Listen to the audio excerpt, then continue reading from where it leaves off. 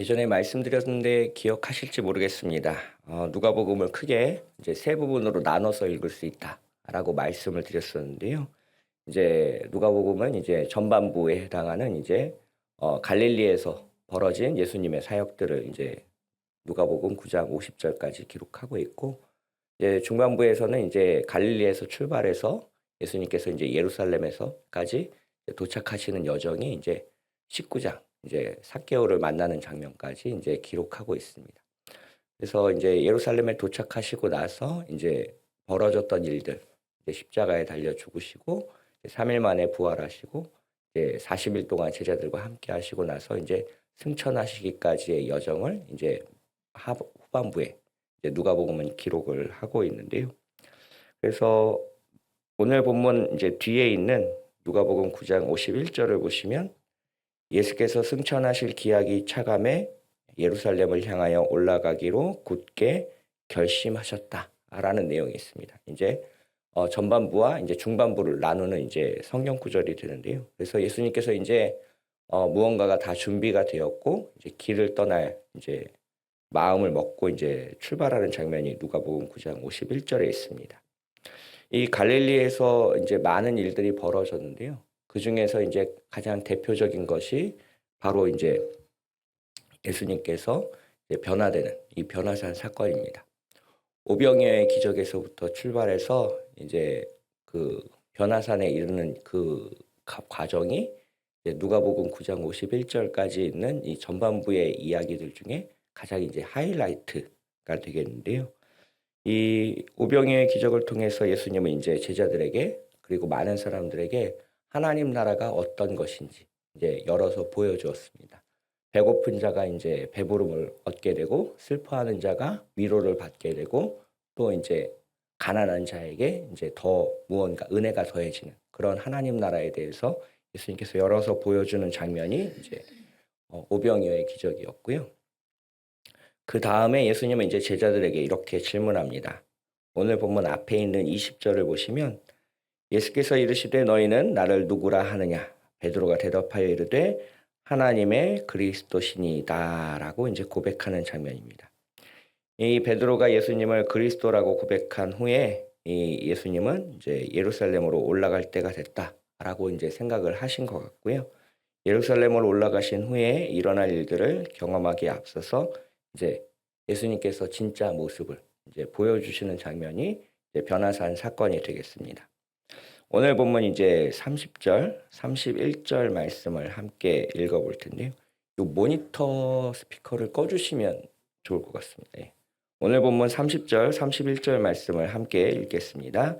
문득 두 사람이 예수와 함께 말하니 이는 모세와 엘리야라. 영광 중에 나타나서 장차 예수께서 예루살렘에서 별세하실 것을 말할세. 변화산에서 예수님과 이제 함께 대화를 나눈 두 인물이 이제 누구인지를 생각해 볼 필요가 있는데요. 바로 모세와 엘리야였습니다. 왜 다윗은 아니었을까? 이런 질문을 가지고 오늘 본문을 접근을 해야 이제 변화산 사건의 진짜 의미를 우리가 이제 파악할 수 있는데요. 이 모세와 엘리야가 공통점을 가지고 있기 때문에 그렇습니다. 이제 무엇인가 하면 바로 승천했다라는 내용인데요.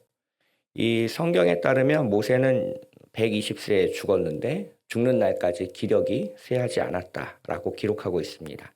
신명기 34장 7절을 보시면 모세가 죽을 때 나이 120세였으나 그의 눈이 흐리지 아니하였고 기력이 쇠하지 아니하였더라라고 기록하고 있습니다. 그래서 이 모세가 이제 질병이나 질환으로 인해서 이제 죽음을 맞이한 것이 아니다라는 것을 우리가 간접적으로 알 수 있는데요. 이 성경에는 나오지 않지만 이제 모세 승천기라고 해서 이제 유대인들이 읽는 문서 중에는 이제 이 모세가 이제 하나님께 들림을 받아 올라갔다라고 이제 기록하는 문서도 있습니다. 그래서 이제 마찬가지로 이제 엘리야도 이제 하늘로 올라간 인물이 되겠는데요. 엘리야와 엘리사가 길을 걷는 중에 이런 장면이 있습니다. 두 사람이 길을 가며 말하더니 불수레와 불말들이 두 사람을 갈라놓고 엘리야가 회오리 바람으로 하늘로 올라가더라. 열왕기하 2장 11절의 말씀인데요. 그래서 이 모세도 하늘로 들림을 받았고 이제 엘리야도 하늘로 들림을 받았습니다. 예수님도 마찬가지로 모세와 엘리야처럼 이제 승천하실 것을 미리 보여주는 장면인데요. 오늘 본문 31절을 보시면 이제 별세라고 이제 표현된 개역 개정 성경에 별세라고 이제 표현된 부분을 볼 수 있을 겁니다. 이 별세라는 단어를 이제 원어로 살펴보게 되면 엑소더스라는 이제 헬라어를 사용하고 있습니다. 우리가 잘 아시겠지만 이제 영어로 출애굽기를 이야기할 때 이제 엑소더스를 이야기하는데요. 그래서 이 엑소더스를 직역하게 되면 탈출, 그리고 뭐 죽음, 벗어남, 그리고 이런 것들이 됩니다. 애굽을 탈출한다는 의미에서 이 엑소더스가 이제 우리말로 번역될 때 출애굽기가 되었는데요. 이 말은 이제 세상을 벗어난다, 떠난다라는 의미를 담고 있습니다. 그래서 개역 개정 성경에서는 십자가의 죽음을 이제 생각하면서 이제 별세라고 이제 기록을 했고요. 이제 조금 더 생각해 보면 이제 떠난다라는 의미로 이제 승천도 이제 가능하다라는 것을 우리는 이제 알 수 있습니다. 나중에 이제 사도행전 1장에서 예수님께서 이제 승천하시는 장면을 우리가 미리 생각해 본다면 이제 예수님께서 예루살렘에서 십자가에 달려 죽으시고 그리고 3일 만에 부활하시고 또 40일 동안 제자들과 함께 하신 이후에 승천하실 것을 미리 보여주시는 사건이 우리가 이제 변화산 사건이다라고 이해를 할 수 있겠습니다.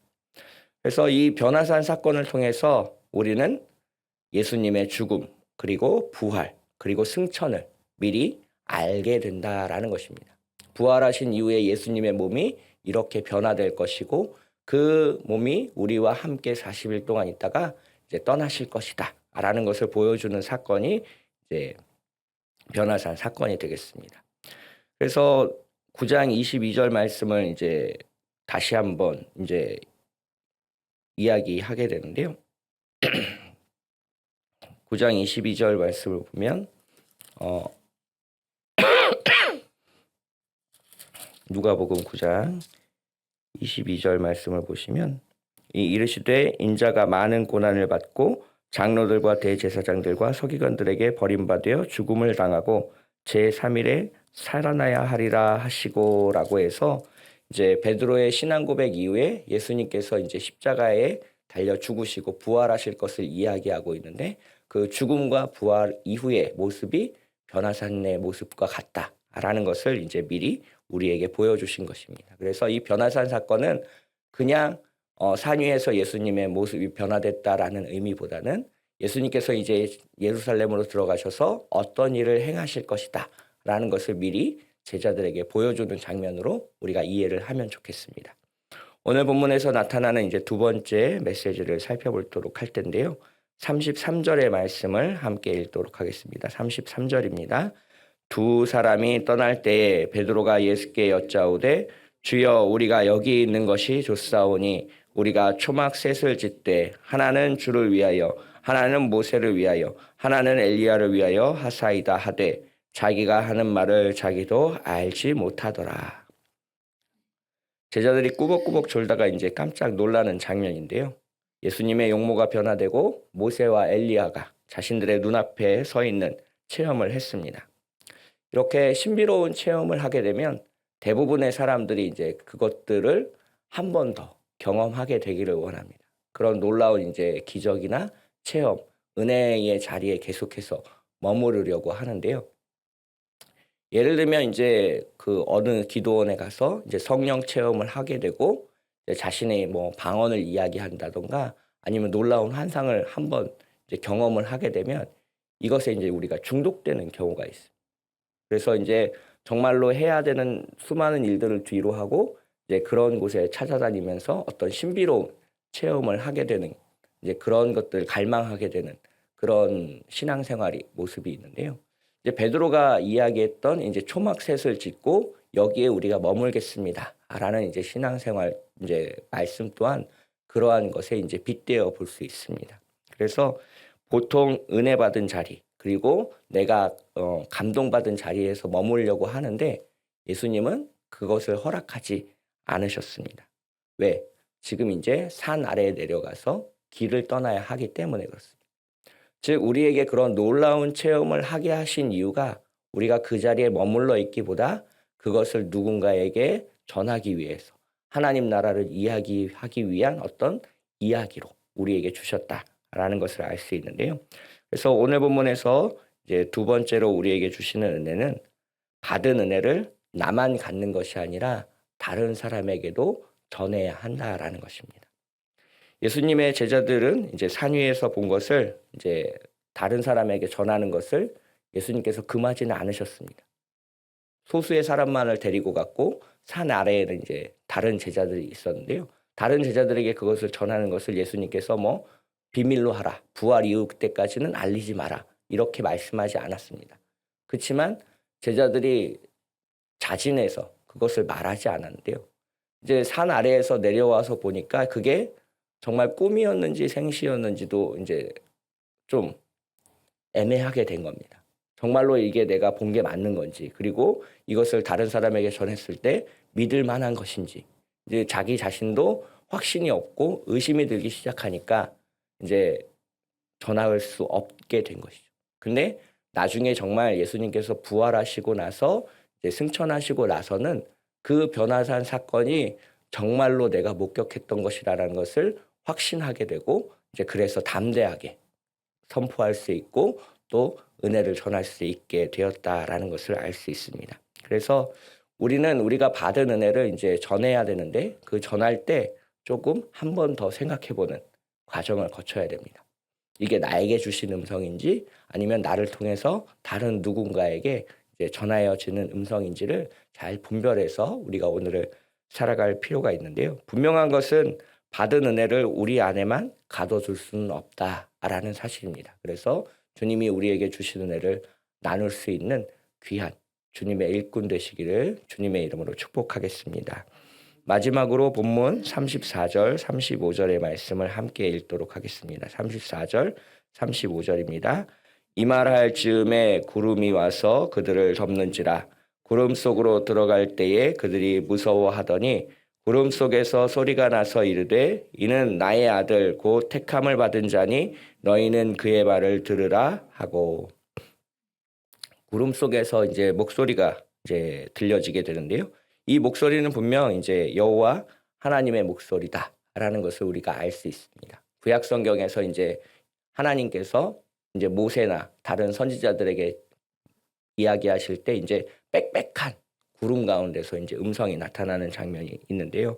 제자들 또한 이제 그 사실을 알고 있었습니다. 그래서 지금 이 빽빽한 구름 사이에서 들려지는 목소리는 하나님의 음성이고 자기가 지금 하나님의 음성을 듣고 있으니 하나님 앞에 서서 자신의 죄가 이제 낱낱이 드러나 죽음을 당할지도 모른다라는 두려움에 휩싸여 있었습니다.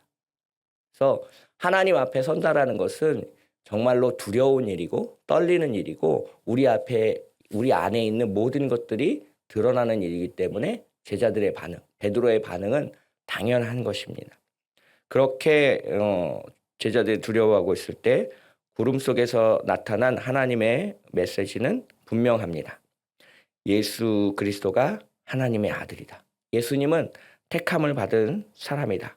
제자들은 그래서 예수님의 말씀을 따라야 한다라고 분명하게 이야기하고 있습니다.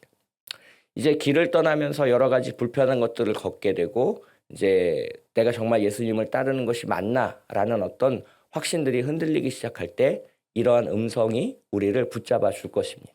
정말로 하나님이 이렇게 말씀하셨으니 주님과 함께 동행하는 길이 힘들더라도 내가 가야만 한다라는 확신을 이제 제자들에게 심어주신 것인데요. 중요한 것은 세 번째로 하나님의 아들 예수 그리스도의 말씀을 우리가 따를 준비가 되어 있어야 한다라는 것입니다. 이제 갈릴리를 떠나 예루살렘으로 가는 여정이 시작될 것이고요. 이것은 그냥 보통 여행이나 여정이 아니라 온 인류의 죄를 대속하는 장엄한 여정입니다. 그 여정 앞에서 이제 변화산 사건을 통해서 제자들이 확신을 갖게 되기를 하나님과 예수님은 원하셨습니다. 그래서 부활 이후의 몸, 변화된 몸을 보여주셨고 하나님의 음성이 들림으로 인해서 주님을 따라가는 것이 절대적으로 옳은 것이다라는 확신을 갖게 되었습니다. 오늘을 살아가는 우리 또한 이제 수많은 갈림길에서 선택을 해야 합니다. 어떤 선택이 옳은 선택인지 아닌지 좀 불분명할 때도 있고 내가 가고 있는 이 길이 정말 하나님이 원하시는 길인지 확실치 않을 때도 있습니다. 그럴 때 우리는 오늘 본문에서와 같이 주님의 음성을 들으며 그 주님의 음성이 우리에게 말씀하시는 대로 순종하며 따라갈 수 있는 우리 모두가 되시기를 주님의 이름으로 축복합니다. 함께 기도하겠습니다.